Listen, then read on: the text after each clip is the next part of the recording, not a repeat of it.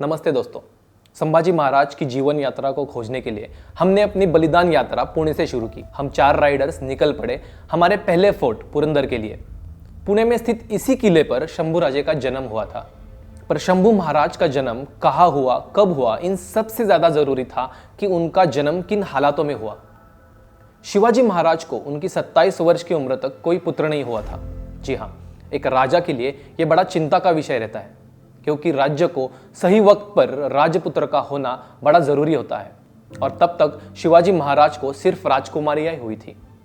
लेकिन तभी 1657 में शिवाजी महाराज की दूसरी पत्नी सईबाई से उन्हें एक पुत्र प्राप्त हुआ, जिसका नाम शिवाजी महाराज के बड़े भाई के नाम से ही शंभू रखा गया। दुख दर्द शायद उनके नसीब में ही था, क्योंकि उनकी लाइफ की ट्रेजेडी का सिलसिला उनके जन्म से ही शुरू हुआ था। जन्म के बस 2 साल के अंदर ही उनकी माँ यानी सईबाई का देहांत होता है। एक तरफ माँ से बिछड़ने का दर्द और उसी वक्त शिवाजी महाराज और अफजल खान के युद्ध का समय, जिसके चलते पिता से भी उन्हें दूरी ही नसीब हुई।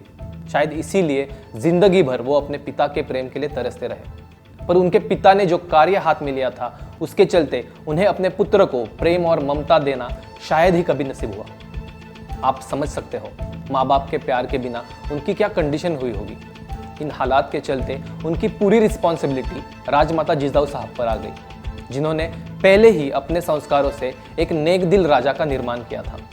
अब उन्हें एक और राजा का निर्माण करने की जिम्मेदारी मिली थी, जो उन्होंने बखूबी निभाई। पर यह समझने वाली बात यह है कि उनका जन्म होते ही उनके कंधों पर स्वराज्य का भारी बोझ पहले ही दिन से था, क्योंकि तब तक वो अकेले ही स्वराज्य के युवराज थे। अपनी इकलौती ममता की गोद खोने के बाद भी उन्हें लाड़ प्यार से ज़्यादा राजगद्दी संभालने की ट्रेनिंग ही नसीब हुई, क्योंकि जिस उम्र में अपने पिता के साथ वक्त बिताना खेलना था, उस उम्र में शंभू राजा को शिवाजी महाराज को राजनीति में घसीटना पड़ा। जी हाँ, सिर्फ 8 साल की उम्र में ही उन्हें मुगलों के पास बंधक बनकर रहना पड़ा था। 1665 में शिवाजी महाराज को मुगल सरदार मिर्जा राजा जयसिंह के साथ एक ट्रीटी साइन करनी पड़ी थी। उस समय अपने स्वराज्य से छत्रपति शिवाजी महाराज को 14 किले मुगलों को देने पड़े थे, पर वो किले पूरी तरह से ट्रांसफर होने तक उन्हें 8 साल के शंभू महाराज को मुगलों के पास छोड़कर जाना पड़ा था। जी हाँ, आप समझ सकते हो कि मुगल जो अपने सगे बाप के नहीं, वो शत्रु के बेटे के साथ क्या कुछ नहीं कर सकते।